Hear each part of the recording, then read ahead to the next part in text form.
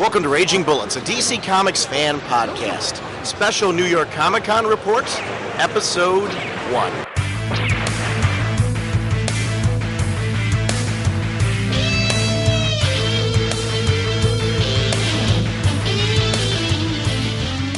Welcome to Raging Bullets. I'm Sean Whalen, drnorge on the comics forums, and I'm joined as always by my co-host Jim. How many times are we going to record this, Sean? So says the sensei of the Whatnot Segulin. How's it going, eh? Jim and I have recorded multiple openings to this because over the weekend we've just been incredibly busy at the con. And I was trying to release one of these last night to you guys. Jim and I, by the time we got back from dinner, it was midnight. And we'd been on the go since, 4 in the morning? Yeah, something like that. So we were dead to the world, and there was no way I was going to edit this and get it out to you today. So I've got new content for you. I'm not going to announce what that content is because we divided them into segments. So please look into the show notes to see what this is. We reported on various panels from the New York Comic Con. We had listener guests join us on the show.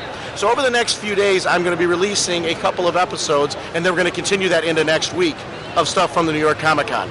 Next weekend, we're going to be releasing, I'm delaying it 1 week, our interview with David Barron. I was planning to edit it here at the con, figuring I'd have more time to do that. The good news is we've been very busy here at the con, so I haven't been able to do that. I want to do David Barron's interview justice, so I don't want to release it as anything less than a fully edited interview with a creator. So that is going to come out next week. Our sponsors for this episode, of course, the New York Comic Con, because we're here right now, and DCBService.com and InStockTrades.com, which we thank them for supporting us. Jim, what kind of a podcast are we? Well, Sean, we are a spoiler podcast, especially in this episode because we are dealing with stuff from the panels and releases in the panels. Some of it's speculation, but there are some spoilers that came out. So be warned, be cautious, because there's going to be a lot of different topics that we're going to go through as we're going through the panel that suddenly, bam, a spoiler will pop up. So you've been warned, please be cautious. We don't want to ruin anything for you. Yeah. I will say that on this episode, one thing you're going to want to watch out for are recent events with Superman, recent events with Batman, specifically anything relating to Final Crisis through number 7. These were talked about at the panels. Adventure Comics number 0, Final Crisis Legion of the Superheroes number 3. Are big time spoilers there. Yeah. So if you haven't read those right now, you're going to want to come back and join us for this episode after you've read those particular books, because I don't want to spoil those events for you. But otherwise, you're welcome to enjoy this event. We tried to bring you the best from the New York Comic Con. Hello, Sean and Jim. I'm here with Ivory Madison, the writer of Huntress Year 1. Huntress has been a favorite character of mine. I'm a huge Bat fan in general, so anytime we can explore, especially the rich female characters in the Bat universe, Huntress has a really cool background. What led you to this project? Why Huntress?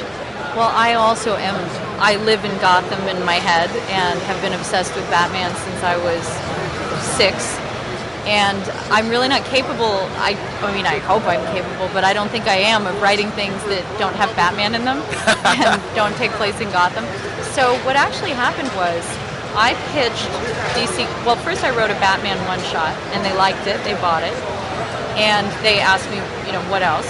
I pitched them a Batwoman origin story, a reboot of the Batwoman character, and they said, we're already doing that, but it's a secret. And I said, well, is she a lesbian? They said, yes. I said, is she Jewish? Yes. Is she a district attorney? Yes. And I said, that is, okay, what else? What else do you need me to write? And it was like the funniest coincidence ever in history. And it was sort of a funny moment, and I think that the editors and I kind of bonded there and realized that we were definitely on the same page. Right. And they said, can you write Power Girl? I said, no, I cannot. And they said, well, how about Huntress? I said, oh, absolutely. I know Huntress very well. I read the original Huntress series written by Paul Levitz in 77. And, when it was in the back of Wonder Woman. Right. And I was reading those when I was a kid. I knew Huntress, another lawyer. I have a law degree, and for some reason I write a lot of lawyer superheroes. I don't know why. I don't think there's any. It's a coincidence. It's another coincidence. So anyway, I love Huntress, and I was so excited to write her, and they got so excited about the project, it sort of morphed into a year one, which was an honor to write. I've been a big fan of those Year 1 series. We had Green Arrow Year 1, Huntress Year 1, and one of the nice things about the Huntress one was it's been a while since we've explored her motivations, her reasoning as far as why she became Huntress, what makes her unique in the Bat universe with her family background and all that, where she could have headed down very easily a very different path, but gradually chose to be, because she was really a very hard-edged vigilante at first, for very personal reasons, because of what she experienced in life. What do you like the most about her origin? You read her back when she was Bruce Wayne's daughter. Yes, I'm sorry. I was talking about Helena Wayne, later wound up with Helena Bertinelli. Right. And that was written by a series of writers, and Joey Cavallari and so on. And Greg Rucka wrote the absolutely magnificent Cry for Blood Huntress Batman miniseries that laid the groundwork for my story. And very cool. And Greg, by the way, is officially my favorite comic book writer.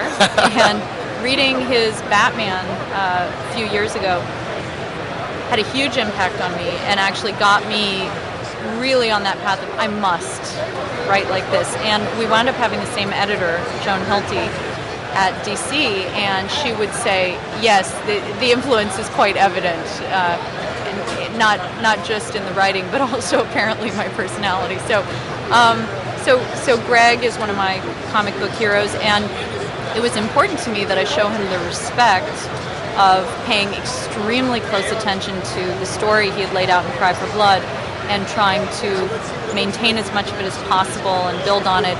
I was not one of those writers who just said, I'm going to do it my way. I read every single Huntress story ever. I read every version from, and I did all the research. And when I told Greg that I was going to be writing Huntress, he said, are you going to put some clothes on her? and I said, yes, I am. And then he also said, by the way, I have all these genealogical charts explaining, the 5 families in Gotham, the mafia families. So I studied them. I never actually got those charts from him, but I studied Cry for Blood, and that was enough. There were already many dozens of characters. And I filled in a lot of things that a Year 1 traditionally does that had never been done before. Nobody ever has known, how did Huntress get her costume? How did she get the name Huntress? How did she get back to Gotham? Right. How did she turn from mafia to taking down the mafia? How exactly? So my tribute to him is clear throughout the book. And it's great to see her roots as a character who kind of skirted the edge, because her original relationship with Batman was one where they were adversarial because he didn't like her way of operating. So it's great for people to see that the character that we've seen her gradually grow into is a character that had a long journey to get to that point. So it's great to see those roots being brought back for new readers, maybe who are just experiencing her for the first time. I was reading Year 1 and then read Final Crisis Revelations. It's the same character, and it feels very richly the same character. So it's amazing that when you were referencing Greg Rucka, I'm like, well, not only in his past work with her, but today what he's doing with her as well, it flows very nicely. Also what Gail Simone was doing with her in Birds of Prey, and right afterwards with Tony Bedard. This character works really well in a variety of different environments when interacting with people, when doing her own thing. She's a wonderful, rich character in the DC Universe. It's great to see the strong female characters being brought more to the forefront. And Gail, Gail's history with comics was she was originally a critic and did the website Women in Refrigerators, asking the question, why are the men the heroes and the women are in the refrigerators, and became one of the greatest comic book writers of our time. Oh, I'm a huge Gail geek. And I have to tell you, my big geek moment was after I finally got Huntress Year 1 out in the mini. It was a 6-issue miniseries before it came out as a collected edition trade. Was it Greg and Gail both liked it? And that was a big deal. Or they said they liked it, but I think they really did, because they could see that I had read their Huntress and that I was respecting. Well, they could have just said nothing. Absolutely, but they have been incredibly encouraging. In fact, both of them were encouraging and supportive before they had seen any of my writing, and they said, I mean, they were just so. It's actually they're both incredibly supportive of new writers, and so they were supportive before, and then they took the time to read it and took the time to tell me they liked it, and you know, It's I guess that was part of the legacy. Yeah, that was my point, though. I would say that typically, I don't think that people would take that kind of step unless they really did feel that way about something. Because I mean, what's the point otherwise? That's really awesome. Because she is such a wonderfully, like I said, she's a hard-edged character. Yes. But she's cool. Yeah, she's cool. Yeah. She's very cool. She's much cooler than I am, Yeah. which I love writing. I just love having this character who's so strong, silent type, brooding, quiet, powerful. There's like you said, you know, it's wonderful to have these strong female characters. I think we're getting to a point, and I thank Greg for this enormously. I think Greg has been one of the most outstanding feminist writers that we've ever had. And also Joss Whedon, another one of my heroes. They created complex, interesting women who were strong and vulnerable like real human beings are, like male characters were. They were as interesting and as complex, but tough, but real, tough and real. Right. So when I was writing Helena, she's not just a cover for me. I'm nowhere near that brooding or strong. I'm not as good with a crossbow, and I'm not Italian, and it was such an exciting, dramatic character, and she's very dark. Her darkness absolutely matches Batman's darkness. She doesn't trust hierarchies or power structures like the mafia or the government, and so she certainly doesn't trust that Batman should be her boss in Gotham. She doesn't accept that at all. I think that, you know, they both have their own reasons and their own unique stories having nothing to do with each other of why they believe themselves to be the protector of Gotham and why they're such loners, and they can't help but come into both conflict and admiration for each other. It's funny that you mentioned that. In a recent issue of Secret Six, Huntress was featured with Batman, and in that particular issue, she had to deal with the fact that she's very reluctant at working with him in those situations because she does not want to have him think, I'm working for you, or I'm just taking a backseat to you. I think that's really one of the nice things about that character. It's funny, I went to the Batman panel today, and my concern there when I walked in there was, where are the Birds of Prey characters going? Where are the girls going? Because those are characters that I'm so highly interested in continuing to follow. And that is a big shift for me from my childhood, reading those characters. Yes. But I will say this, one thing that's always been consistent for me, I grew up reading the Multiple Earths. Anything Batman related was always a strong suit for me. Huntress, as his daughter, was always a character I had a love for. I followed her back when Joe Staton was doing work on her. She's just been a wonderful, rich character that has continued on that legacy. And it's amazing how adaptable she is to changing times, because she fits very well in today's comic environment. She does. And the thing is, she was that way before all those barriers were broken. And I think Paul Levitz is just, it's fascinating that in 1977 he came up with a character who's the valedictorian of her Harvard Law School class, who works at a public interest law firm, and who is breaking glass ceilings left and right. And there were no female characters on TV or in comics or in the movies like that, and Paul just thought, well, of course, why not? And that was a full 20 to 25 years before that was normal in comics. And another thing that I think is so fascinating is he actually now has a daughter who grew up to be a public interest lawyer. Wow. So he believed it was possible back at a time when most law schools were barely admitting women, and there was help wanted male and help wanted female ads. And then he raised a daughter who is capable of being what he imagined. And I think that's why it's important for people to understand that comics is about our heroes and our aspirations and about imagining what we're capable of and doing it. And just being more powerful in a positive way as a force for good than we ever thought possible, and being able to endure things beyond what you would think you could endure, and to come back from it and still have a sense of values. So to me, comics are really about inspiring the next generation and ourselves as adults. I mean, I read comics for inspiration to this day. It's funny when you talk about inspiration. She is one of those characters that inspires. She went through one of the hardest situations with her family. Really, realistically, her path should have been she was one of them. Right. Instead, she fought her way out in many ways and chose a very different path for herself. She became a teacher. And yet, she's one of those characters on the surface when you see her, she's very hard-edged, but she has a side to her, a soft side, that you very rarely see. But when you see it, it like is such a powerful and amazing moment, and especially usually when she's doing teaching and she connects with a student or a kid or something like that in the stories that I've seen her with, she does it. She is one of those characters that has multiple layers to her, that when you start tearing away at them, she's with Nightwing. There was a wonderful crossover with her and Nightwing, both in that book and as a miniseries, where that's Nightwing's one of the cool characters of the DC universe.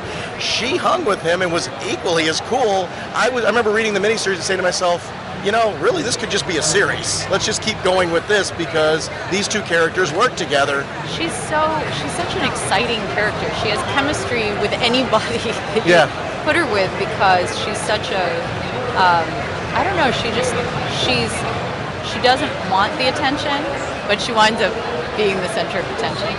She also speaks her mind, and she's true to who she is. Absolutely. Which is really important, because if you don't know who a character is, there's no hook. If that character doesn't, at some point in time in your reading, define themselves, you're done. You got to walk away from it. Huntress is a clearly defined character, and in the best writing of Huntress, you know who she is, and you know what she's going to say.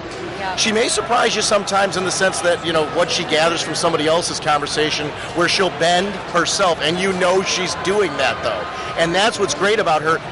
She's compromising, but you see her make that bend and how hard it is for her to do it. Because you know her. Yes. And what I love when you have a character like Huntress or Batman, where people like you and I are going, Huntress wouldn't do that, or Batman wouldn't do that. Because we know those characters so well that when someone has them doing the wrong thing or saying the wrong thing, unless it's a situation like you described where they're doing it on purpose and we're in on it. But when someone writes them wrong, we go, oh, no, Huntress wouldn't do that, And that's how you know that you have an authentic character who exists in this parallel universe for us as fans that we're accessing. Julia Cameron, a writing teacher, said that writing should be more like eavesdropping and less like inventing a nuclear bomb. And with Huntress and Batman and Catwoman, who in Huntress Year 1 you have the first meeting between, her first everything, and first meeting with Batman and Catwoman and Batgirl and so on. And because I've been reading these my entire life, I was able to sort of see how that setup would lead us to everything we've seen since. But these characters write themselves. I did not have to think, what would Batman or Catwoman or Huntress do? I knew. One of the things that I really liked is your miniseries here really tied into when she was in JLA. We saw a very interesting relationship between her and Batman with Grant Morrison. Your meeting with Batman felt very much like this could have been a prelude to that. Mm-hmm. The meeting with Batgirl obviously very much felt like, wow, that could have been a prelude to Birds of Prey, especially with how much trouble the two of them had working together. Yes. Because they did start out having very much that relationship in Birds of Prey. Some Batgirl fans were not happy with the way I portrayed Batgirl in Huntress Year 1 because they felt like, I don't know, Batgirl can hold her own. But what I was trying to show was brand new Batgirl who had just started and was very much hoping to please and impress Batman, and who was not yet quite the fighter that Huntress was at that moment. There's no doubt in my mind that the path that Barbara Gordon had subsequent to that has been extraordinary. She's an incredible character, and I would love to write her now or closer to now, because she's just been amazing in her strength and leadership and metamorphosis. But I was trying to show her a little bit green, and some people, I think, took that to mean that I think she's still that way. But that was just a moment that was Huntress's moment, because it's Huntress Year 1. And if it were, I would love to have written Batgirl Year 1, and you would have seen something very different. Well, and if you take a look actually at the Batgirl Year 1 series by Scott Beatty, very much and Chuck Dixon, that is very much the Batgirl. That's the way she was. She was green at first. Yes. She made Yes. mistakes at first. Right. She had to learn from those mistakes and adapt. So you're very much pulling from that era of Yes. Batgirl. So it's very true to her history, which is fantastic. I thought so. I was disappointed that people were disappointed. I am a huge Barbara Gordon fan. So I enjoyed, it was an honor to help shape pretend history. I live in the DCU in my head whenever possible, and it was so exciting, and I want to do much more of it. Oh, that's really fantastic. It's being collected right now. Yes, the collected edition trade paperback, which I believe retails for $17.95 or something, but you can get it online for maybe $12 something. We have a sponsor, InStockTrades.com, which I'll shout it out on this episode along with this, that people can go ahead and pick it up there.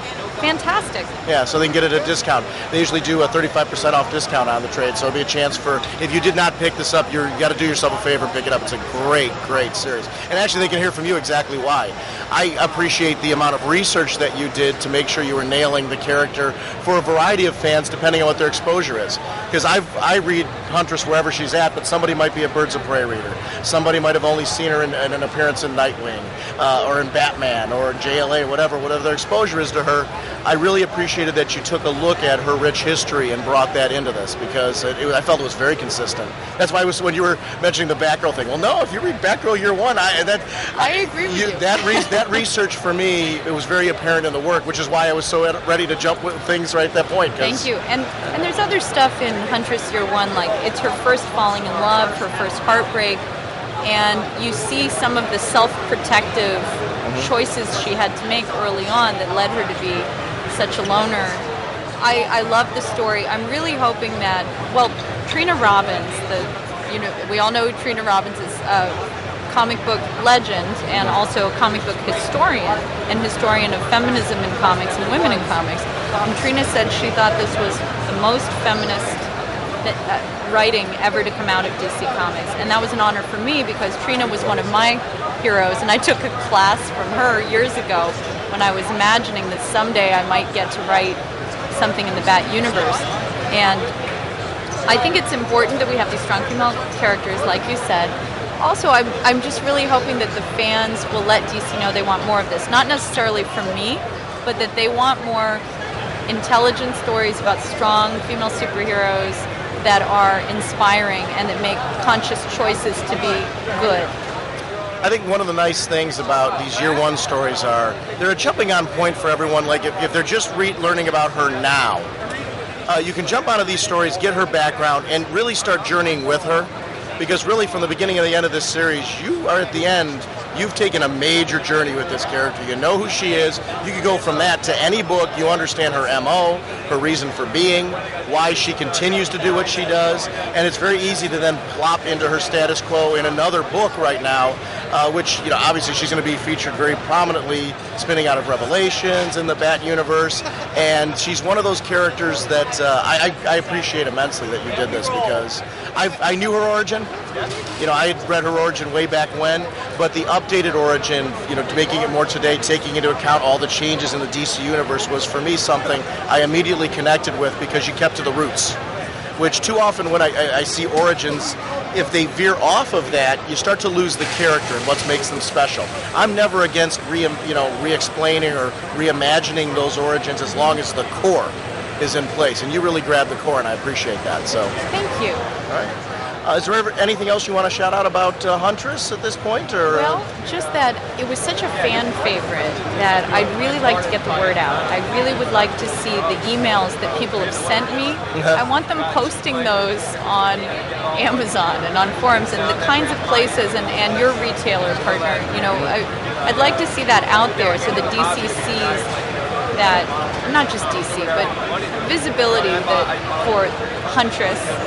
Somebody was saying, well, she's a second-tier superhero, and I said, not in my universe. So I'd love to see more support for Huntress, more support for strong female superheroes, and more support for new writers. I would love to see that out front. So anything anyone has to say about Huntress, please put it on the internet. Please share your thoughts and opinions and encouragement. The other thing that I like to mention is I am also the founder and CEO of redroom.com, which is redroom.com, and it's a great place to be a comic book fan or a comic book writer, and it's free to join. And if you like reviewing comics, talking about comics, meeting other people who like comics, it's very important to me as a comics geek that my company has an online community that is not only comics friendly, but that is a source for really intelligent, positive discussions about comics. We have a lot of amazing writers and fans on Red Room, and I hope people will check it out. I will make sure to put that in the show notes with this episode. So anybody listening right now, you're welcome to just click on it. It's either on the website, on the forum, or the Comics Podcast Network. So definitely click on that and check it out. I thank you for your time today. This has been wonderful. I really enjoyed the series. This is a nice surprise for me to meet you at the con and to be able to thank you for what you've done for this character, because the Bat Universe for me, I'm a fan of all of DC Comics, but the area for me, the Bat Universe, is the first one that I go to. And the characters of Birds of Prey, their origins are so steeped in the Bat Universe. Those characters are extremely important to me. So when somebody nails these characters and does them right, it's a special moment for me. So thank you for that. Thank you. Pleasure to meet you. Pleasure. To the Batmobile. Let's go. Atomic batteries to power. Turbines to speed. Here, ready to move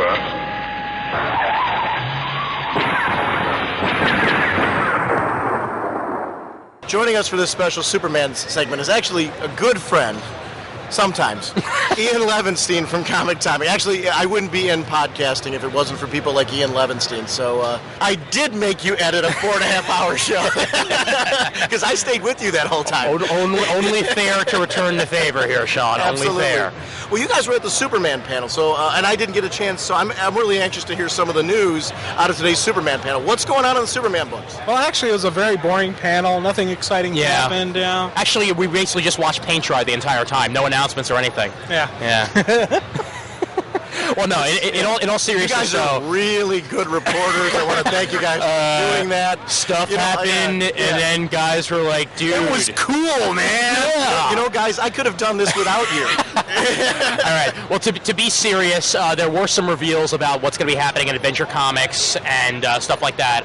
Mainly, one of the questions that I asked that was answered is that we shouldn't really expect too many of the supporting characters to change in the Superman books, even though Superman is not going to be in them. So we'll still have the Daily Planet crew and stuff like that, so that'll be good to see, even though we have Nightwing and Flamebird. Well, especially with the fact of the one-shots and the issues leading up to things like New Krypton, it focused so much on the Daily Planet staff. Yeah. It's good to see that they're going to be keeping them around because they've become very interesting characters, especially people like Cat Grant and stuff like that. Having her back, I think has been a lot of fun. Oh, sure, definitely. And they're really going to step up the characters even. They were talking a lot about how Lois Lane, Jimmy Olsen, Cat Grant's name got mentioned, Perry. These are all characters who, even though Superman is not there, he is still there. And he is there through them. They had a couple cool lines where they're saying just how iconic and powerful, not just physically, but emotionally and mentally, that Superman is, that even though he's not there, he's still there. And you're going to see that in these characters and how they deal with the circumstances, how they deal with the situations, what life in Metropolis is like without Superman. So just to clarify, even though he's not there, he's there. Right. Yes. Right. And you're kind of picking on me because I said that, but they repeated that multiple times throughout the panel, and people were even asking, now well, he's not going to be there, but he'll be there. They repeated that over and over again. I think there's just going to be a panel. giant shadow of Superman over the city, so you think he's there, but he's not really there. I love that you're vindicating my teasing you, and you know I was just joking. I know, but it's fun this way. Well, talking about the whole there but not there thing a little further, just to rub it in. They talked about how one of the questions that was asked was whether or not Superman would have to choose between life on Krypton and life on Earth. Okay. And they said Superman always finds a third option. Like he'll be able to find a way to balance it out. However, that's a good question to ask about Supergirl. So we're going to be finding out a lot more about that as the series goes on. I'm actually glad that you mentioned that, though, because one of my biggest worries about this whole concept is how is it going to affect the marriage? Yeah. So, and to me, it is very important that Superman, as the iconic character that he is, finds that third option, because that marriage is very important to me. I don't think it's an option for Superman not to have that marriage. Well, Mephisto's going to come around and he's going to be like, okay, sorry, wrong company. Yeah. But no, I mean, it wasn't, I didn't mean that as a Marvel dig. Oh, yeah. I really meant it in the sense that you've got to take a look at each individual character whenever you play around with stuff like that. Sure. And talking about the strength of character of both Clark and Lois, they are two people that it wouldn't fit for them not to try and find a way in spite of all this craziness. I mean, wait, he died and came back, and they survived that. He got better, okay? Yes. He got better. I mean, for your marriage to survive some of the things that these two have gone through, it's further proof. Character question, did they mention anything about Guardian? Actually, that's a good question and good lead-in, because they did talk about who's going to be around Metropolis. And there was that one cover they showed, though, which had Guardian on it. It was a Superman cover. It showed Guardian, but it also showed in the reflection of his shield Mon-El, and they had Steel there, John Henry Irons, and they also talked about Zatara. And Black Lightning. And Black Lightning going to be around. Yeah. So they really put, and it's funny you're mentioning characters like Zatara. I mean, you're a magic character. Yeah. Having a presence in the Superman universe. So the question is, why does Zatara need to be there? That's intriguing to me. I think because Greg Rucka really wanted to screw around with Zatara. But also, the thing they mentioned, they've been constantly talking about how this is a timeline. This is an overall story arc, and they're saying they're pulling pieces from like 2 years ago. It's going to start showing up. And you think about when the Ares story arc, Zatara was there. So he is connected to this story arc, and they're going to bring him back through that. One of the questions that I have to have as we're talking about this is Nightwing and Flamebird. Was anything I mean, they had to have been brought up in some capacity. Yeah. What was... obviously, they didn't tell who they were, but what did they say about them? Greg Rucka specifically stated, okay, before we even get really started here, no, I am not telling you who Flamebird and Nightwing are.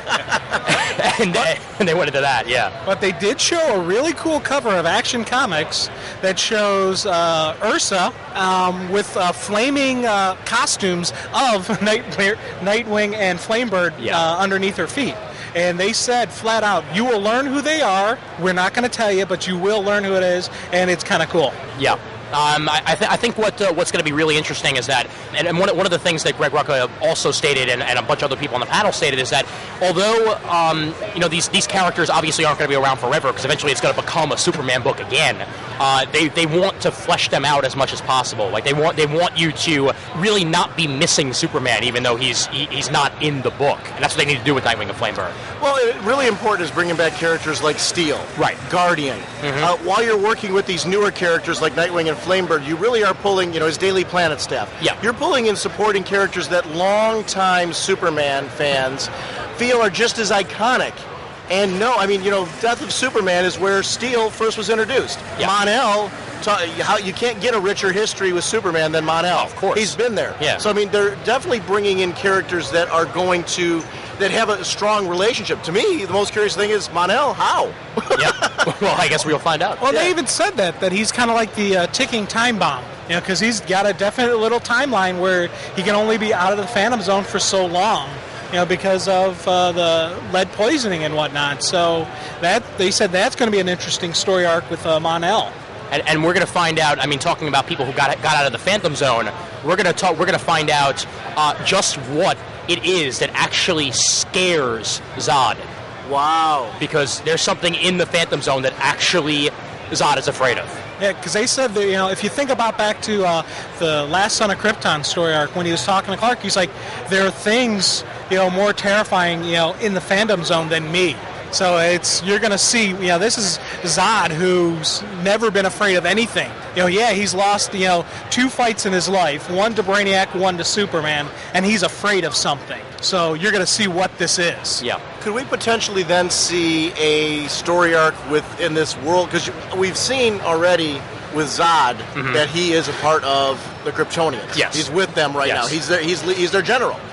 And could we potentially see now a reason for Clark to have to work with Zod?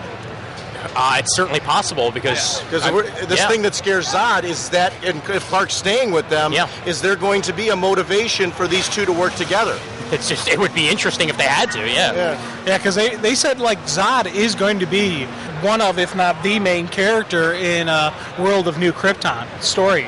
So that's right there. And then they're saying Ursa is going to be one of the main characters in the Action Comics story arc. So Ursa, Zod, and Nan are going to be around, and Clark's got to deal with these people. And which adds weight again, though, because of the fact that we're talking about Kryptonians who can't necessarily be trusted staying on Earth, having a Zatara presence right now. You've got a magic user. This is Clark's way of putting in a check and balance, potentially. I'm just speculating at this point from what you guys are telling me. Right. This is really getting intriguing for me. Well, and two other comments I wanted to make about the whole Krypton thing. Number one, we're going to see a bunch of Kryptonians that we have not seen in a long time. So they're going to be going back to the rich history and bringing back a bunch of Kryptonians that were in previous stories from the Silver Age and stuff. Yeah, that was a cool part in the panel, because someone asked that question, are we going to see the old Kryptons? Yep. And the panel just started rattling off all these names. And after about 3 or 4 of them, they're like, can you figure out how we're able to rattle these names off so quickly? And the other thing they mentioned, they weren't entirely clear on this, but it looks like Lois might actually be on New Krypton with Clark. Oh, very cool. Yeah. Very, very. Yeah, because they asked a story later.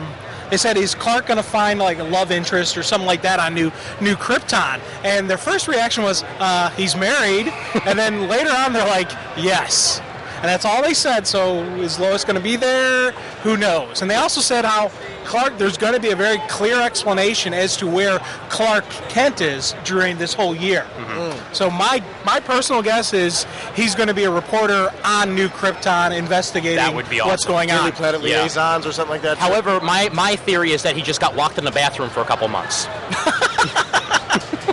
But fitting a bumbling Clark Kent, we're going more to the extreme with that? Of course. It could be that. Maybe a little bit of column A, a little bit of column B. You never know. Got locked in the bathroom on a spaceship and wound up on New Krypton. There you go. That's better.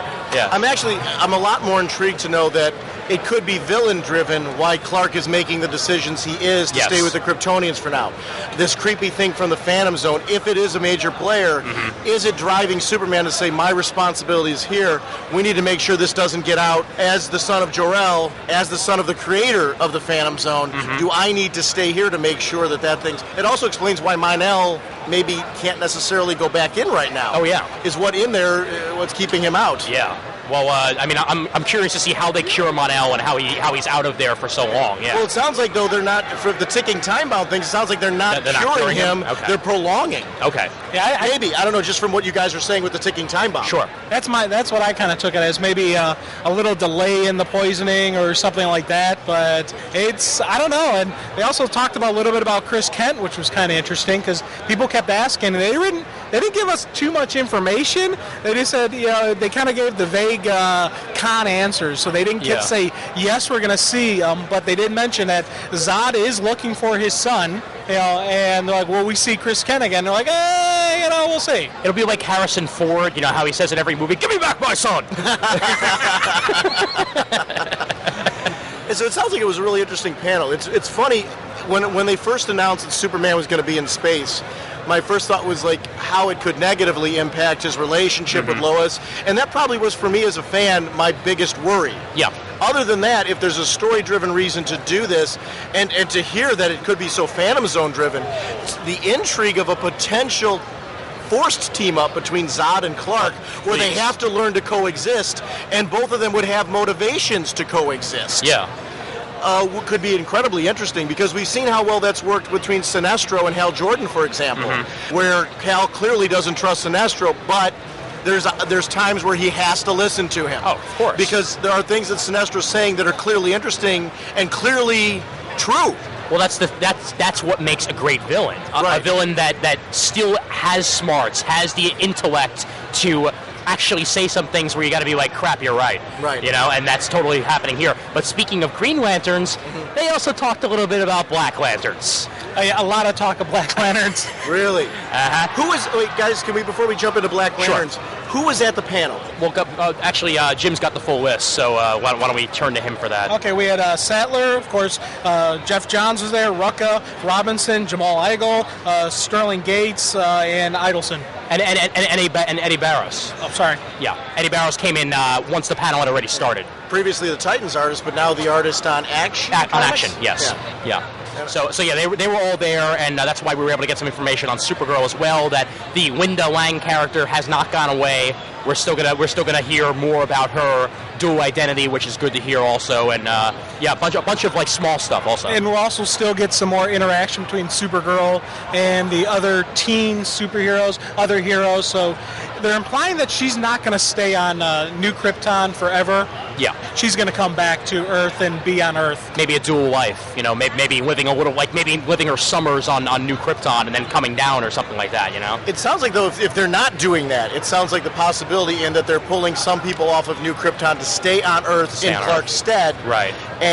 But it's not all of the people that we would traditionally think of as good guys. Mm-hmm. Ursa being on Earth is a huge deal. Oh, sure, yeah. Especially considering what we've seen of Nightwing and Flamebird already. They seem pretty intent on keeping Zod, Ursa, and crew from having a presence on Earth. Yeah. Now, another cool thing, they said that issue 41 of Supergirl, we will learn who Superwoman is.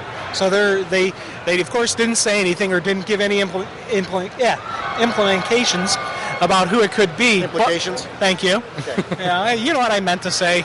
But there is a definite, it's coming, and a lot of the questions where people would ask, what about this? Like, well, you'll see. Like Sam Lane, people ask, hey, what about Sam Lane? You'll see what's going to happen. There's going to be a lot of tie-ups within this year of story arcs that have, started, like, as I said, like 2 years ago, these stories started. We're going to see some endings. Now, it's not going to be the total picture. There's still going to be more building. This is definitely a building blocks of story on story on story on story, which for me is just really exciting because it's like overall Superman storybook, with all the different titles, but they very clearly said that get what you want. You don't have to pick up everything to enjoy, to understand the story. You pick up what you want to read, you'll get a good story, you'll get a full story, but if you're getting all the titles, you'll get an overall picture of the Superman family. Yeah. And like talking about Adventure Comics, for one example, Adventure Comics, they stated it's going to be happening in at least two different timelines. The Legion timeline, so we're going to be getting Legion of Superhero stories out of it, and then our current timeline, where we're going to be getting some Lex Luthor, we're going to be getting some Superman. Superman's going to be a character in it, but not necessarily the main character. And that's why I think Adventure Comics is going to be so interesting, because you're going to have these multiple storylines, maybe not influencing each other necessarily, but perhaps building upon each other from timeline to timeline. Did they say anything about Superman's Secret Origin? They said it's coming out. That's basically what they said. I think they said summer. Yeah, it's coming out. Yeah. So it's definite. But no details. No details. All that we know is that it's going to be the definite origin of Superman for now. Very cool. Yeah. I noticed, Jim, you had some notes on Legion of Three Worlds. What did they mention about Legion of Three Worlds? Well, a couple different stuff. The question was asked about Luthor siblings, and they said, well, read Legion of Three Worlds. Newsboy Legion? Yeah. Yeah, well, the Newsboy Legion, that was one of the many characters that was asked, like, are we going to see more of them? And it looks like Newsboy Legion's pretty much done. They didn't really state anything past that. They said they're going to bring them back. Well, yeah. But it's not going to be, I don't think they're going to be a main story. It's probably going to be kind of like a wrap-up, tie-up of all the Newsboy Legion, just to get it out there. Well, you know who I want to see? Bippo.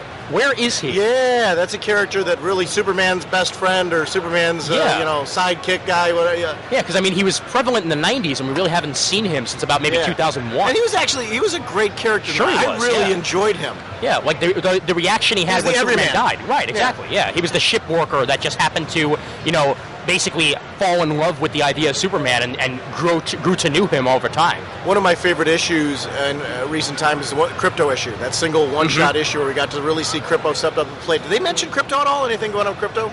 They did mention a little bit about him. They mentioned that he's going to, and this is Greg Rucka / James Robinson talking about this. James Robinson said, yes, he's going to try to be the very best boy. And of course, and John said he's going to be a little bit in Adventure Comics as well, and there's definitely going to be a payoff of the Crypto story. Okay. So we're gonna get probably some more cool Crypto moments. Yeah. It is one of the strengths, I think, of pulling from the entire mythos. Oh, sure. Is the fact that they really are bringing in a lot of characters, and in such a way that I think every new character that they're bringing back into the mythos is adding something to the characters they've already established. So doing a nice job of unveiling and maybe reintroducing us to these characters in such a way that they're giving us time to get used to them before they do it. Yeah, well, that's what you need to do. I mean, especially when you're going to be making such major changes on a book like this. I mean, you need to have enough time to, I guess, adapt and reintroduce certain characters to people who may not have been following the book ahead of time. Now, it sounds like we're getting away from the triangle numbering now because of the fact, I'm guessing, because of the fact that New Krypton, and I don't know if you guys, if I'm right, or if they mentioned that at all? They did mention it a little bit. Well, Jim, you've got the notes. Well, what they said was the triangle numbering is still going to be around. It's going to come back, but they're going to reset the numbers. So eventually we'll get back to the same triangle numbers that we've had before, but they're not going to continue on. Like the joke they said, like, we don't want people thinking they got to jump in at number 500. So it's going to reset when the story as it needs to reset. So it'll be a chapter based. Basically, it'll point you to the chapters that you need. It's not going to be like the old days where they'll just do 52 issues for a year or something like that. Right. This will actually be like story driven. Like this is issue 1 of this new story. So New Krypton's story chapters end, for example, they will then reset and reboot them as needed. Okay. Yeah. I actually prefer that. So do I. Yeah. It's a good way to keep track of things, really, because you know that once you get to the end and there's a little bit of a break and then you get to another one, for certain. Okay, those were stories not involved with the major story, Right. Yeah. But I don't need triangle number 742. Yeah. So I mean, that's a good way to handle it, I think. Yeah, definitely. Yeah. I guess we can get to the Black Lantern part. Oh yeah, because that was just one. Jeff Johns loves throwing out Black Lantern. Any reference to Black Lantern, anytime a character is mentioned, he'll throw it out there whether it's real or not. And there was a couple throwouts there, and one of the biggest ones, of course, was Connor Kent. Yes, where he stated, basically someone asked, are we going to be seeing Connor Kent? Because I'd love to see the character back in full form. And he said, well, I guess you really have to like Black Lanterns. Well, did you read Adventure Comics number 0? Yes. Yeah, so I mean, there's anybody who's curious, it's a tease to that type of thing. Yeah. I won't say anything more than that because I don't want to. But I mean, Adventure Comics number 0 for. But most importantly, and this was a throwaway. A lot of people didn't. I don't even think realize that they said this, but they said we're going to be finding out if clones have souls. Wow. Which I think is a good sign. Yeah. I think it's a good sign, definitely. So, who knows? Connor could be back before we know it. Because Mr. Jim here had a theory, and I think that falls right into it. Yeah, because I was saying that we're going to see Connor, a clone of the Superman Luthor clone, come back, but we're going to see Connor's soul come back in the Black Lanterns, and somehow we'll get a merging of the two, and we'll get Connor Kent back. Which I think makes a lot of sense. And the fact that Jim came up with it amazes me, really, Okay, never mind. Hey, even a blind squirrel finds a nut every now and then. Oh, it's been a while. Ooh. We got a lot of nuts. We got 3 sitting right here. Whoa. 3 nuts in a row, right.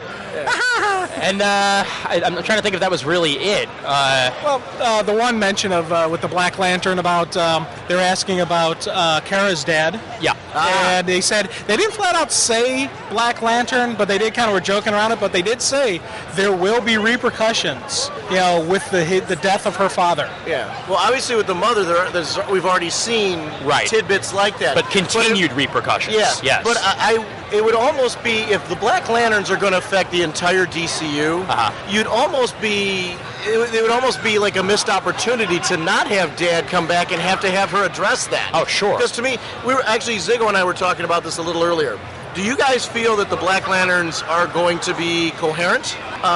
Like in the sense that they can have conversations with people. They can have those confrontations. Because to me, to have them be zombies that are unable to interact almost seems like where would the heartstrings be pulled? But on the other hand, if there's some form of despair that's being brought back, if their death in some way is affecting them at the fundamental core. That's more what I think it's going to be. Yeah. Is that what you guys are seeing happening with that? I'm definitely thinking it, because you wouldn't get, for instance, if you just had the shell of Martian Manhunter running around going, "Roar, brains," that's not going to have nearly as much of the effect as, "Hello, Kal-El, I remember you very well, but I'm still pissed," Gypsy, where were you when I died? I needed you, that type of thing. Sure. Jor-El. Clark, you were over with, Jonathan. Yeah. Clark, you were over helping the Kryptonians. Where were you with your family? How could you not save me? To me, I see there being potential at the Black Lanterns playing off of guilt, or their personal stories of despair being something that setting to bring down maybe the hope of the heroes or something like that. Well, you think about it, every ring has a source of power. Rage, fear, hope, courage. I'm thinking the Black Lanterns will be the spare. Will be the not just pure death, but just that heartache and that pain and that suffering that goes beyond just physical pain, spiritual, emotional, and just every type of imaginable angst and anguish that you could feel. Yeah, and that way, I'm sort of thinking of it like this. Jeff Johns is too smart of a writer to have stupid zombies. Yeah, absolutely. I mean, the way he writes characters, there's no way he would pass up an opportunity to have the rest of the DCU be affected by Black Lanterns. And I think that's why definitely they're going to have some sort of conscience. Yeah. And it's funny, you mentioned Jeff Johns is too smart of a writer. A lot of praise went to him on his writing of the Legion episode for Smallville, and that was kind of cool. And he got to talk a little bit about it, and we found out that, one, they gave him one of the Legion flight rings, and two, he got the baseball from that episode. Oh, cool. Well, and one of the other topics that came up about Jeff Johns' writing was someone asked the question, not even asked, basically demanded, can you and Jeff Rucka please write the next Superman movie? Oh, Greg Rucka. Yeah, Greg Rucka. Greg Rucka and Jeff Johns, both of them. What was their response? Jeff was like, I'd love to, but I don't know if I can. They're not asked. They're not offering him, but he would love to. And so I think we're going to see more of outside writing from him, which would be wonderful because those are just outstanding. Outside writing from him though. Yeah. Just the Legion one just happened to have a lot of publicity, but Jeff Johns has written for television before, so it's not. That's where he met Sterling Gates. Yeah, absolutely. Yeah. Mm-hmm. And for those of you who like the timelines and where does this fall in, they did say we're going to find out March, the Final Crisis timeline, where this stuff all falls in. So in March we're going to find out in the Superman books how it all fits. Yeah, basically that's where everything falls into place. And quite frankly, I'm curious with Superman off-world, how much, when does he come back to actually be on Earth to be affected by Final Crisis? It's going to be really weird to sort of tie that all in. We'll have to see. Yeah. Especially since Lois was on Earth also, obviously, because she was at the planet when the whole thing happened. So maybe this third crisis. option will explain why. I hope so. I severely do. Well, are we for sure that he is off Earth? Are we sure that he's off Earth when Final Crisis happens? Or could it be possible that we find out in March that occurred before he goes off Earth? It's possible. It's very possible. Well, it depends. I think the third option is going to be, we're talking about how you guys mentioned earlier that they said that there is a third option instead of A or B. Maybe that third option will be the answer to the question. Well, with the third option, they were talking about, will he have to choose between Krypton and Earth? Mm-hmm. And that's where the third option will come into play. Right. But that's what I'm saying, what does that look like, and is that the reason why? I guess my personal speculation right now would be that Final Crisis would have happened before this, because he's going to be gone, it seems like, for a year, right? Yeah, but then again, when did that fit in? When before that did it happen? He's not off Earth yet. Yeah. So, we may see it'll happen. We may see that opening. Yeah. Okay. Yeah. That I'd be okay with. We're not currently seeing him. If he was off Earth now, I agree that would be a question mark at the moment, but we haven't seen that yet. Now, if the next issue of the book he's off Earth, then I'm with you. Yeah. Until we actually see him go off Earth, though, we still have a window of opportunity for that to happen prior. Sure. It's not like he's been mentioning another appearance with the Legion of Superheroes yet. He hasn't been making references to that. So obviously, both Legion of Three Worlds and Final Crisis have yet to occur. Bingo. Right. Yeah. Although he mentions Legion of Three Worlds as something that has happened in his past that he forgot. Yeah. So I don't know. I'm curious to see how that all ties together and how it plays off. So. Yeah, so I'll be very curious to see what happens. Yeah, guys, is there anything else from the panel? Well, just one quick comment that Rucka had, which was a really cool line. He was talking about, because everyone's talking about Superman and how this is like the growth, if you will, or redevelopment and just redefinition of the character. And he kind of explained it as you're born in London, but you moved to Delhi. And, are you British or are you Indian? Which life do you live? Can you go back? You've read about this life, but you've only lived one way. Who are you? What are you? And it's that kind of, soul searching that Clark is going through now. He's learning who he is. So this actually, his being away from Earth, could, for fans, redefine the reason why he is of Earth. Yes. And redefine him as our hero here. And we get to see that journey through his journey, through his eyes. Yeah, we can actually go through that ride with him. I think it's going to remind Superman why he is Superman. Yeah. And that's really, every now and then, every couple of decades, I think Superman sort of needs that to sort of even remind us why is he the person that he is. And with this whole Krypton thing, with the whole Earth thing, it's definitely going to do that. It's often explored that Superman feels alien sometimes. Yes. He feels a little bit disconnected because of his alien nature. But then we see him when he connects with the Kents and all that. That's what brings him closer to it. Maybe this will be this opportunity for him to evolve and really see that he is human. He is human in the sense not biologically, but in the sense that character and who he is at the core essence of who he is. Yeah. And maybe we get to see that allegiance and that reason why he is that man, that he can't be a part of their society fundamentally. Yeah. Well, just think of the line from Superman Returns. You are not one of them, and that's exactly what he's experiencing right now. Instead of it just being some bland just saying that, we're actually going to get to see that fleshed out and actually see what it looks like when he's in the situation where he could be. And it's going to be a hell of a ride. Yeah, because he could be one of them. Yeah. That to me is far more intriguing to explore than just him in space going on adventures. Yeah. No, it'll be a really fun upcoming year. And plus, specifically, one thing we didn't mention yet, this is only part 2 of 3. Of the complete storyline that they've been working. The return of New Krypton was phase 1. We're getting into phase 2 here with New Krypton and Superman away from Earth. And then phase 3 will be the culmination. Wow. So this is just like, the whole thing with the Sinestro Corps and all that was a 3-parter. This is a 3-parter, and we are in part 2. Wow. So let's wait and see what happens at the end of the year and how this turns out, and see maybe how everything turns out at the end. Yeah, this is a panel that I was really waiting to hear from you guys on. Yeah. Because I wanted to hear some more details. I'm glad that they didn't reveal everything, because there's the mystery of some of these things is right now something I want to have play out in the books. But what they did reveal was enough to get me excited about it, which I think is really important at this stage. Yeah, and there were some really huge Superman fans there that were had very adamant opinions on how their Superman should be, and. I guess you'll experience that at every single convention, but there are really dedicated Superman fans that want to see where the book is going more than anything else in the world, basically, and that's what we saw at this panel. Wow, great. All right. Well, Ian, let's tell everyone about Comic Timing. Well, Comic Timing is a series of tubes. Comic Timing takes place, about every week when I manage to actually edit it, and that's. I'm always glad to help you out. Yes, you're welcome. SpeakGeekSpeak.com/Comic Timing. We've got the Review Corner coming out by the end of this weekend, then the New York Comic Con wrap-up, and then I'll tackle the DC wrap-up. So we've got at least 4 episodes to come for certain, and then MegaCon. I'll be at MegaCon with Brandon and Brent, and we'll be there basically reporting on the entire con and having another live show from the room. So it'll be a lot of fun. Oh, fantastic. That's great. Yeah. And Comic Timing, where can people find it? SpeakGeekSpeak.com/Comic Timing, or you can find it on iTunes. All right. Great. Ian, as always, first of all, thank you for your help getting me into podcasting. Pleasure's all mine, man. Always fun to chat with you. No problem. And Jim, you're okay. And you are still my ambassador of Quan. Which? Can Batman escape? One hint, the worst is yet to come.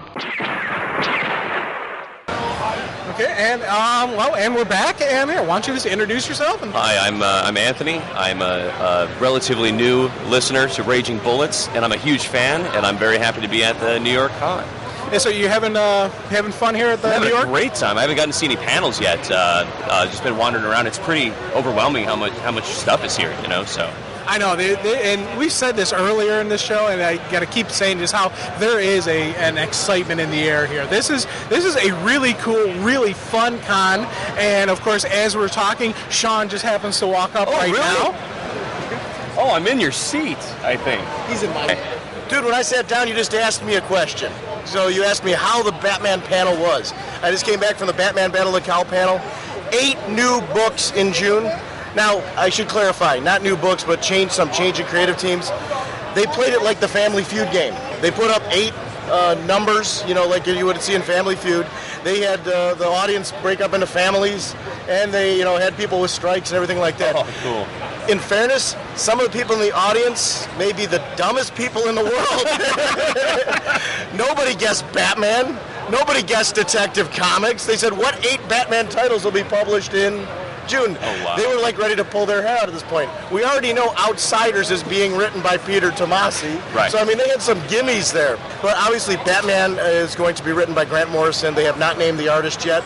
Detective Comics by Greg Rucka. Oh, great. Featuring Batwoman. Oh, wow. It is going to feature her origin story. He said it's going to be, they're going to be very isolated stories. So he said lots of jumping on points for people. But her origin story is going to, and the title is going to clarify why people should care. And he said, because she's pretty damn cool. And he said that my goal is to show people that.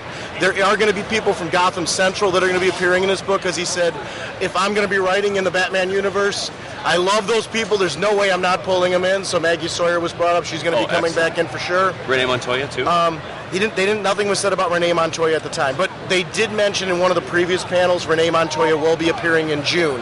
So I'm assuming she's going to be in the DCU. Can't imagine her if there's going to be a Batwoman book with their relationship that she's not going to appear. Red Robin is going to be a series. Batman and Robin is going to be a series. Outsiders I mentioned with Peter Tomasi. There is going to be a Batgirl series. Of course, who Batgirl is, I don't know. There's going to be a Gotham... Hold on, let me finish, and then we can go to all this.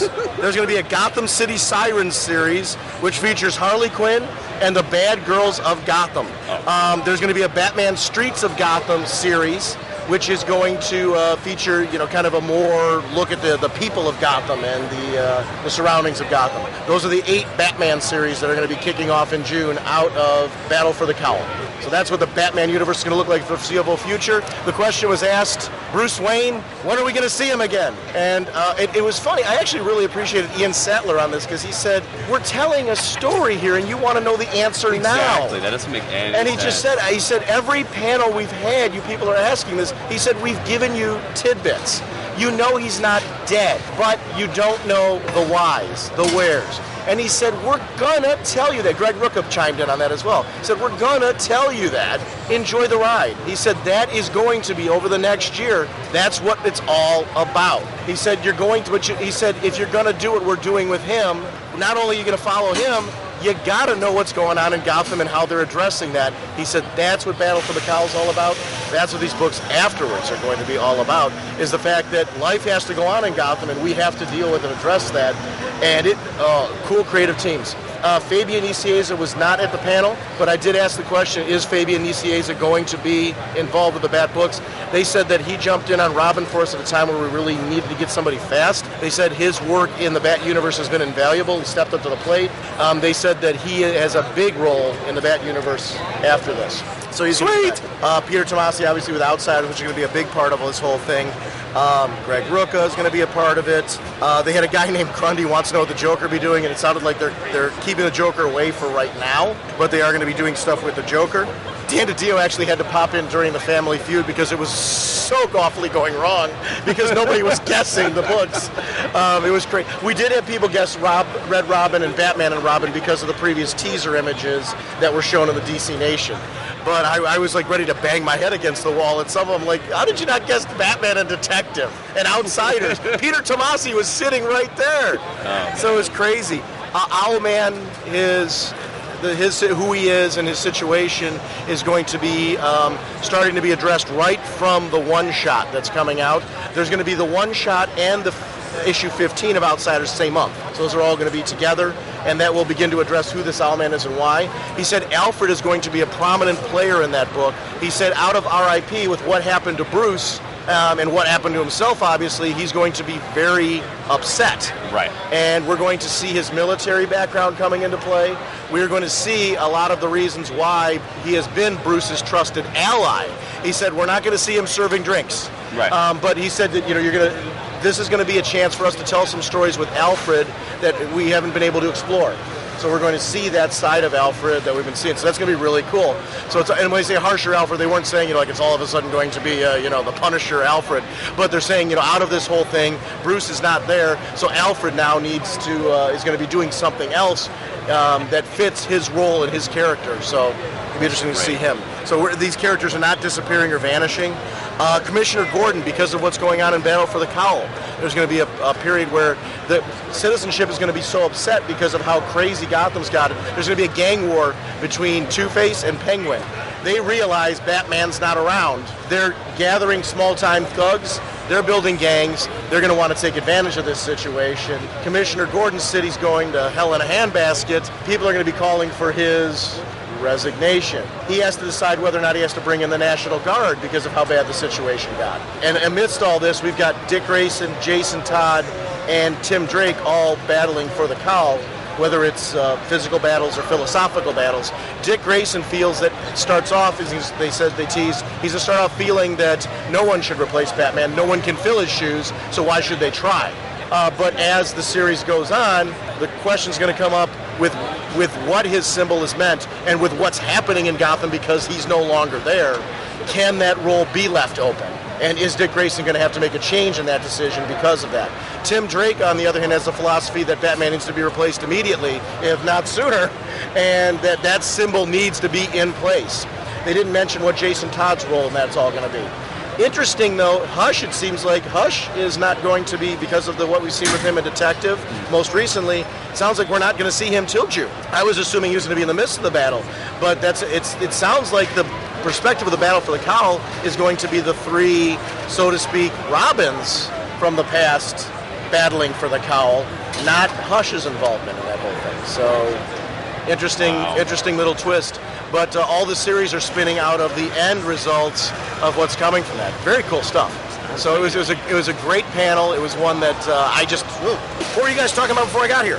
Actually, we were just about to start talking and just kind of rage on a little bit. So inside Battle for the Cowl, Catwoman's going to have a presence. Batgirl, Knight and Squire is going to be there.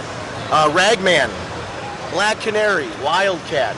People that are associated with Batman. They were asking about teams like Titans and Outsiders, not directly in Battle for the Cowl because it's more personal. This is about Gotham. This is about what should be done about Batman. They aren't going to be pulling in those teams because Bruce wouldn't pull in those teams for those moments, especially Titans. They are going to deal with this very, amongst themselves. So it's going to be definitely very cities focused. They talked about the one-shots that are spinning out of this. A lot of one-shot specials. I didn't get all the creative teams on these, but they're going to be one-shots that are going to be released along with the 3-issue Battle for the Cowl along the way. There's going to be a Man-Bat one by Joe Harris and Jim Calafiore. There's going to be a Jim Gordon one. Tom Mandrake is doing the art. There's an Arkham Asylum one with David Hine and Hawn on the art. There's going to be a Gotham Network one. It sounds like there's going to be a network created by Dick Grayson and some of the other characters to try and hold down Gotham because of what's going on now that the villains are starting to realize, hey, something's up.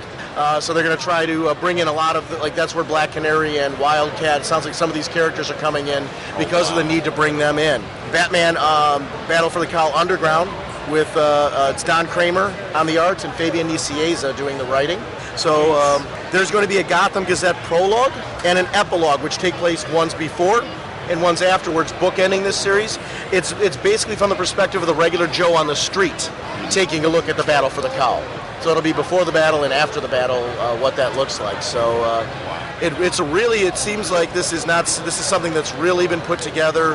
When they asked the room, does anyone think it's dead here? Because we were in the panel yesterday, it seems like there was a lot of contention.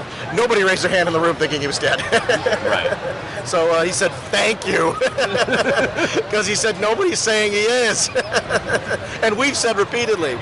But they said if anyone wants to know where he is, he's in Arizona at the Burning Man doing paintings on the wall. But Tony Daniel was there, and he was talking about how for days he spends really sorting through ideas for the scripting of it. Then he starts to script it. He's in constant communication with the editor, Mike Martz, and talking about what he can and can't do. So a lot of that, he said most of what he's been wanting to do has been okayed. He said there's a few things that, obviously don't fit into all of that. They need to chat still about how it ends. He said he submitted those ideas already. Needs to get back on that, and they're ready to get ready to wrap that up. It sounds like it's a nice working relationship between the two of them to get that together. There is no Nightwing book, was one of the choices. And Greg Rucka came back and said there is a Nightwing right now in Action Comics, so that name is not available at the moment. Wow. And I'm thinking Red Robin is going to be Nightwing. I think that's, he's going to switch over and drop the Nightwing, the nod to who he was, and the evolution of Robin. Yeah, no, I'm convinced a lot of that depends on what happens with Tim Drake as well. I guess Damian versus Tim is going to be in June. Like an actual throwdown, or throwdown, philosophical throwdown, or I can't imagine the two of them just having a philosophical throwdown. So that wasn't clear. They were really careful to throw teases out that would get you excited, but not ruin. So it was one of those things. The question came up about Damian and Tim. Will we see anything with the adopted son, that type of thing? And they said, you just hang on for June, and you're going to see what you're looking for there. I'm glad they're saving that for after the Battle for the Cowl, because that means we're going to understand who Batman is, I'm assuming, at that point. Because it really sounds to me like, from everything they're saying, unless I'm wrong, Batman's going to be somebody new for a little bit. They may be aware that Bruce is elsewhere. They may be aware he's alive. They didn't say that, but I'm guessing, that might, with what Batman's done, there may be that possibility that it's revealed. But we've still got the problem of how does he get back, and what do we do in the meantime? So that has to be addressed any way this is handled. I'm excited for this big time. That panel got me pumped. We can tell. You came back here chomping, man. You're like, yeah! Well, I was going to wait and have us do like an isolated thing, but he asked the question. I'm like, no, let's just talk about it. I do like the concept, though, that Gotham as a city, it's showing that Batman as a presence is a huge terror factor. It's an intimidation factor to the underbelly of this city.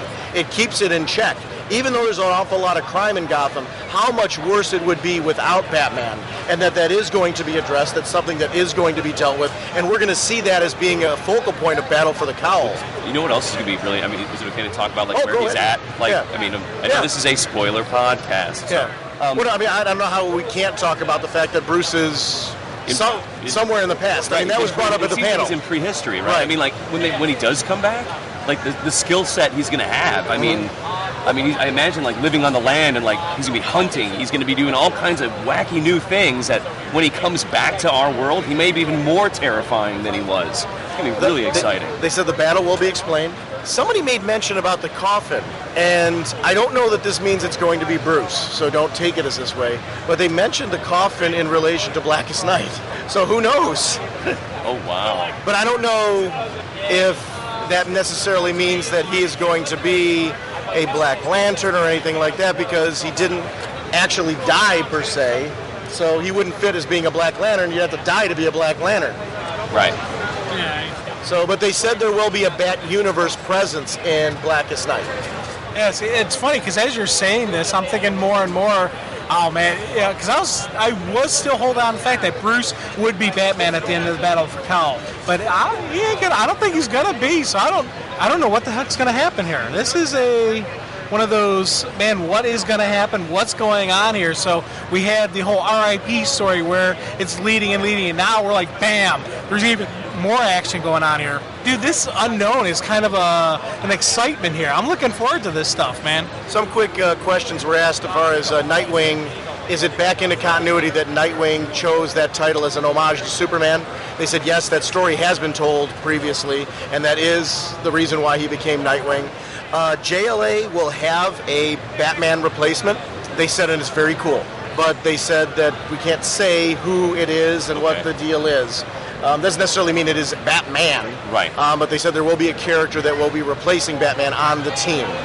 They said that people were asking, will JLA address what's happened with these characters out of RIP and everything? They said absolutely. They said that's coming.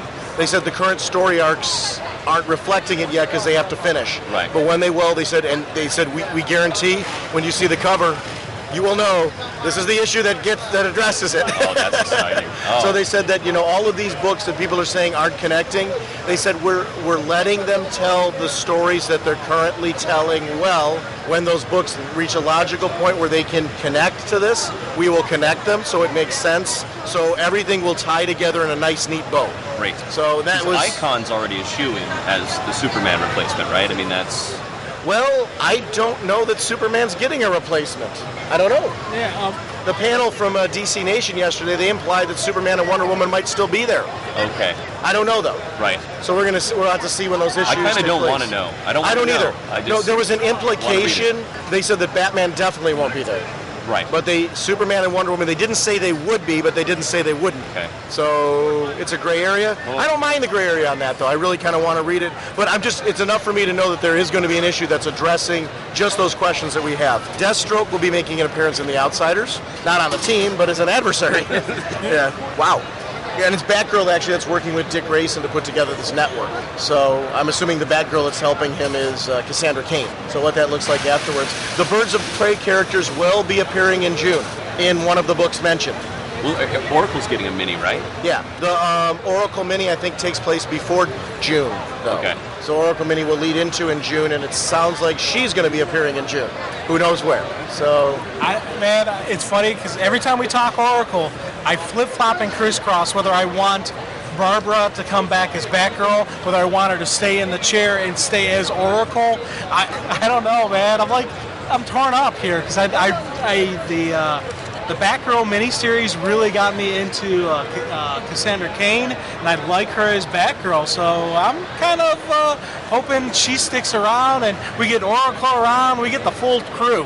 Yeah, so I mean, for me, that's the kind of stuff. I like the teases that they gave. They gave us just enough that they answered some questions, but made more questions. That's So, hook me in just enough that I'm really interested in what's going on. So, that universe that battle for the Cowl Panel today was, just as excited as you were when you came back from the Superman panel, I was after today's battle I'm for the hitting Cowl the DC panel. one at 3. I can't wait. Yeah, well, and that's another one where they start with the DC Nation panel today, or the DC Universe panel today, is another one where they reveal big news on what's going on. All right. You filthy criminals.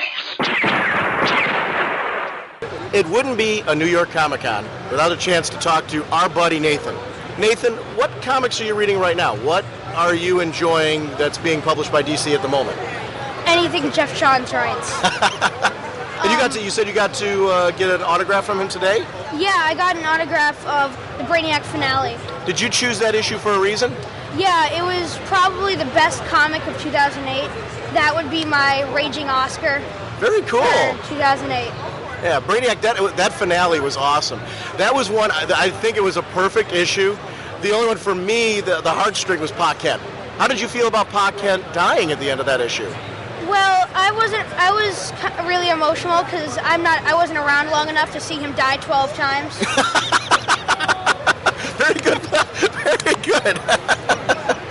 Yeah, so for you, this was your first actually exposure to Superman losing his dad. The moment was very emotional, how Clark was looking at Kandor growing up out of the ground, and then all of a sudden Ma yells, "Jonathan," and Clark flies as fast as he can to his house, but it's too late and he's dead. Right. Yeah, and you're right, the drama, the build-up of all that was really, it was a great Superman moment because he was trying to be everywhere at once. And it got to show that Superman, for as powerful as he is, he can't save everybody. He can't be everywhere at one time. And I love those moments because it just shows that our hero is, there's only so much he can do. And I felt for him in that moment. It was really cool. What else besides the Brainiac finale, what else have you been enjoying lately? I've been enjoying the Final Crisis extras. Okay. Do you have a favorite Final Crisis extra? Like one that you kind of like, wow, this was my... Recently, with Libra, I forget what it's called. The one that told his history, the Secret Files one? Yeah, I really liked that issue because it kind of explained why he would even team with Darkseid. I never really understood why he was ever involved with any of the Darkseid moments. Yeah, that was probably the best part about that issue was that we finally got that reveal of how he met Desaad, how he met Darkseid, and what that whole relationship was like. Very cool. Well, other than that, what other one did you enjoy? There's just so many. Yeah. I can't really think of any right now, but I hear... Do any of you think that Aquaman is lame at all? Do I think It depends on the writer and what they've done with him. Well, I really like. But supposedly, Aquaman is going to be written by Jeff Johns soon. I hope. They haven't announced anything yet, but that would be wonderful. How do you feel about him leaving JSA? Jeff Johns leaving JSA? I love JSA, so I like the writers that are coming on. I'm a little scared. Yeah, I'm worried. Anytime you got to follow up a huge writer like that on a book like that, sure, I'm scared too. I like the writers that are coming on, so I'm not as scared as I would be if I didn't know who the writers were and what they do. They write a book called Fables that I really enjoy, so I'm got a little bit more confidence in that. It's just that I liked the old JSA run, and I love the new one, so to have new writers coming on, that kind of makes me a little worried too. Did you see the shocking reveal of Gog coming when he told everybody to bow down to him? Did you see that coming at all? No. That was a very cool reveal. Did you? Oh yeah, that was definitely a cool moment with the whole, bow down and kneel and worship me. You kind of you knew there was going to be some type of price for everything he was doing for him. So it kind of fit in with the whole God mentality and all that. So yeah, that was a real cool, powerful moment. Yeah. I didn't necessarily think it was going to lead to the worship thing that it led it to at that moment. I thought it was a very cool reveal when he said that. I didn't know if he was if it was going to be a battle between Gog and his people versus the JSA, where they were going to stay with Gog, or if Gog himself was going to turn on everybody. And I liked how that ended up. It ended up working out really well that way. I like how he was ignoring Mr. America or what? Citizen Steel. Citizen Steel. Yeah. I like how he was ignoring him until the last possible moment where he needed a worshiper. Yeah, that was really cool. And then I liked that Citizen Steel at that point had said, you know what, I know what you're all about, and I'm going to make a decision to stand by who I am. That was cool. It was a little creepy that when Sand came and said that every single time Gog takes a step, the earth screams. Yeah. That was a little creepy. And then we actually got to see how he was connected to the ground. Yeah. That was a little scary. Do you have a favorite character right now? I know it's probably changes. Does it change from time to time, or is it the same favorite character? Or? Right now it'd probably have to be Batman and Nightwing. Wow, what is it about Batman and Nightwing that you're enjoying right now? Nightwing, because he's very adventurous recently. He's doing everything for himself recently. He's like when he jumped out of the satellite, he didn't get world record recorders there. He just did it for himself. Right. Yeah. So Batman, it's the thrill, the sense of adventure, you mean? And Batman, because what I recently read in Final Crisis, or the extra Final Crisis, when he was making the clones that Darkseid was trying to make out of him. Oh, those 2 issues that were after R.I.P., where it was... where he was connected to the lump. Yeah. He was making the clones claw their own eyes out because his life was so complex. I thought that was great. Yeah. That's cool. That's really cool. Well, Nathan, it's always good to see you, buddy. And you know what? Can you give us a hello, Sean and Jim? Hello, Sean and Jim. Thanks, Nathan. It's always good to see you, buddy. One of the things we talked about a while back was media coverage and licensing. I'm always questioning why in film, for example, we don't see the comics tied into there. But we were just talking right now, and this is Nathan's father, which... Mike. Yeah. More popularly known as Nathan's dad. It's on the show. You're known as Nathan's dad because Nathan's our MVP. Mike, as we were talking about it, you mentioned something about Brave and the Bold, which I'm actually glad you mentioned this because I didn't know this, but it makes perfect sense to me. With a children's show, why you said you've been in licensing with that? Yeah, I worked in licensing for Marvel for a few years, and you had mentioned earlier, why didn't they advertise the Blue Beetle comic when Blue Beetle showed up in Brave and the Bold trying to save that book? Why don't they advertise comics? And it's actually against the law. There's actually laws for children's programming that protects kids so that they can't turn the shows into ads for toys, which is where a lot of children's programming really started in the 60s and 70s. They were just big half-hour commercials. So to keep that from happening, it's actually illegal to directly advertise anything from the show a half hour before the show, during the show, and a half hour after. And you won't even see, like, even just the comics, they won't show ads for DVDs, they won't show ads for Batman action figures during video games that would tie into it. Right, exactly. They can't do it, and it's laws that were passed so that kids aren't being advertised 24/7. Which is good, yeah, because I'm not looking at kids being kind of hit with that. I think more my concern would be, and what I'd really like to see is more for things like film. Dark Knight, for example, huge blockbuster. Yeah. And it's Warner Brothers. It's their project that's being put out. Why aren't they putting just a few second teaser to the books? Here's some great comics that you might want to read. I can't speak to it exactly because I don't really know exactly how the relationship between Warner Film and DC works. I know at Marvel, I left Marvel in 2000, so the movies were just coming out then. X-Men was finished but not out when I left. And I know that there really just wasn't always that direct connect. I mean, even though the people in comics are very aware of what's happening in the movies, and they can sort of change their stories to keep the universe a little bit tighter. I mean, I think you see that a little bit in action right now. There's a lot of very Christopher Reeve sort of things going on in action right now. Sure. A lot of it is creating a TV commercial is really expensive. While I was at Marvel, we did create one TV commercial that ran in some markets. I think it especially ran during the San Diego Comic-Con in the San Diego area. But it's really expensive, not just to make it, but to air it. And feeling that, is this justified to sell comics that have, at the time, $1.99 price point? Right. They couldn't do it. I mean, we actually filmed several commercials with the idea of getting them out nationally, but they just didn't feel that those commercials ever paid for themselves, and it wasn't worth it. So and that's actually an interesting point, and that actually clarifies a lot for me, because the sheer amount of cost then for putting something like that in a film, even a 30-second commercial, for example, might not be justifiable enough to the potential profit of the comics that they're even advertising. Right. So unless we're going to see enough profit that they can say, wow, look at the payoff, it more than paid for the advertising, and we're seeing tremendous revenue outside of that, it's not worth putting it in at that point. No, and that's really because the TV spots are so expensive. Now, in the theater, when Marvel puts out a movie and they're their own studio, there really isn't a reason in the world that they couldn't put a 30-second commercial for the Wolverine comics after or before the Wolverine movie. Because there wouldn't be it after because nobody's in the room anymore. But there wouldn't be a cost value at that point. Right. I mean, there's the cost of making it, but that's pretty minimal. There's no reason that they couldn't. It's really just a choice of them not making the studio do it. And of course, when I say make them, I mean there's really elaborate contracts that tie the comic companies to the movie studios together, and that was something they would have to negotiate to get that time in there. But could absolutely be done, and it should be done. Because DC, Dark Knight was a great example of it. And I know Warner Brothers owns DC. DC Comics itself is just the comic publishing company. They have nothing to do with the film end. Their parent company, Warner Brothers, does, though. So they are a division of that company. Right. So my question would be, if they do that really cool DC logo at the beginning, why can't we get a 30-second blurb in front of the movie? Or even, forget that, during the credits. Why can't during the credits there be something that runs, we'll see like bloopers in certain movies during the credits. We'll see all kinds of stuff like that thrown in. Why not, partway through the credits, not taking away from anything in the credits, couldn't we have something like that?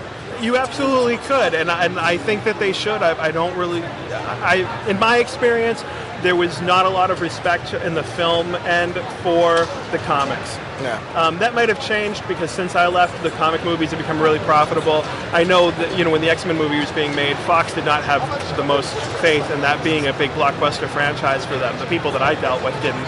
I don't know if that's changed at all, but they just feel like, oh, the comics are the comics, but the movie, that's the big thing, and that's what makes the money. Where the comic people tend to see the comics as this is the big thing, the comics are the real deal. This is the DC Marvel or the Marvel Universe, and the movies are the movies. They don't affect what we do.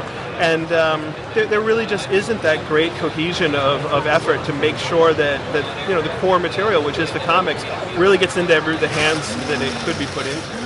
See, to me, I never understood that, because if you as a movie studio promote the comics the way that the video games tie-ins, for example, get promoted, if all that stuff kind of gets tied together and gets promoted together as a package, in between movies, you are keeping people interested and excited in the property. Right. You keep them interested and excited in the property. When the next film comes out, you have the potential to have that much larger of an audience, because you will have generated an automatic cross-promotion from all of these people who are doing all of these extra things relating to the properties when they come out. So I just don't get it. Yeah, no, I completely agree with you. I'm glad they do a really bad job. They do a bad job. I mean, you look at how much money Dark Knight and Iron Man brought in this summer, if even a fraction of that were people that went into the comic shops and said, now I want to buy Batman and I want to buy Iron Man and I want to find out what happens to these guys every month, that would be huge. And instead, we just have, that tiny little bit of growth in the industry because people leave the movie and they don't necessarily know. Not only do they not know where to find the comics, a lot of people that go see those movies don't know that there are comics. They really don't. I mean, the number of kids that don't know that there are comics is a vast majority. And I get the argument that maybe those people will be ones that'll pick up an isolated trade and they won't stick around. Well, but if they do that after every movie, right? And we keep doing that, and they only pick up an isolated, well, let's say they go to the movie and say, okay, the movie was fun, I'm kind of into reading a comic right now. They pick up a trade. If we get a small portion of the audience doing that who normally wouldn't after every movie because they're being marketed that way, that is going to help the industry. Right. And I will fight for that argument. Yeah. But I'm glad you mentioned the licensing thing because it is something I'm passionate about in the sense that I think marketing this is, and obviously there's right ways and there's ways you can't do it, and I'm glad to see that there's a difference between the children's programming, because I don't want kids being exploited. I don't mean it on that end. Right. It's definitely a good thing that they don't allow that. But teens and adults and things like that, as far as from the film audience, I see zero reason. Right.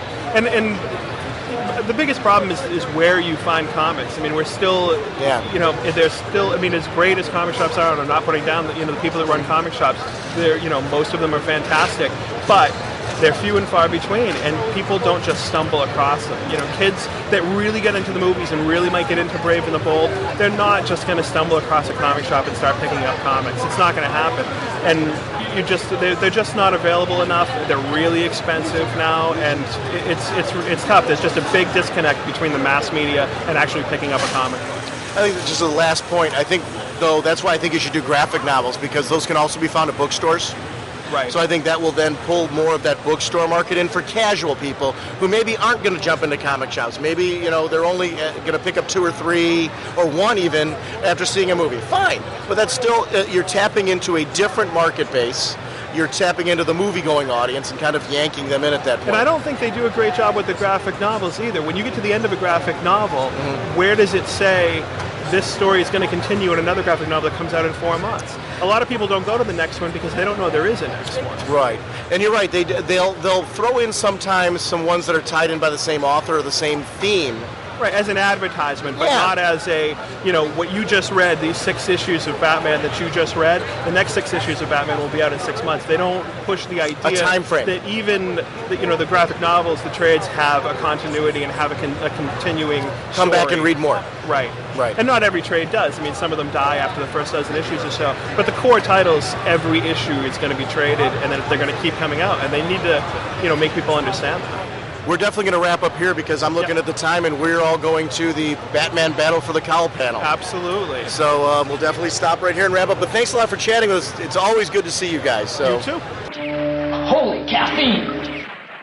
Just a quick little additional spoiler warning. We're going to be talking about the Batman Brave and the Bold cartoon, but Ziggo was just at a panel for the Brave and the Bold cartoon, and you came over here all excited. I'm like, no, we got to record this. What happened at the Brave and the Bold panel? Because Jim and I didn't get to hit that one.